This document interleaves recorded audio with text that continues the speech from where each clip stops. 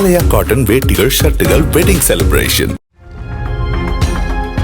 பாகிஸ்தான் உள்துறை அமைச்சரும் ஆசிய கிரிக்கெட் கவுன்சில் தலைவருமான மோஷின் நக்வியின் கைகளால் ஆசிய கோப்பையை வாங்க இந்திய வீரர்கள் மறுத்துவிட்ட நிலையில் தனது அனுமதி இல்லாமல் அந்த கோப்பையை யாருக்கும் வழங்கக்கூடாது என நக்வி உத்தரவிட்டிருக்கிறார்.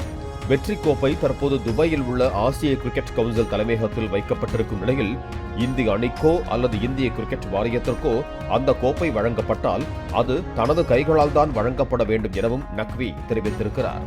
விழா மேடையில் இருந்து அவர் கோப்பையை எடுத்துச் சென்றதற்கு கடும் கண்டனம் தெரிவித்திருக்கும் பிசிசிஐ இதுகுறித்து சர்வதேச கிரிக்கெட் கவுன்சிலில் முறையிடப் போவதாக அறிவித்துள்ளது.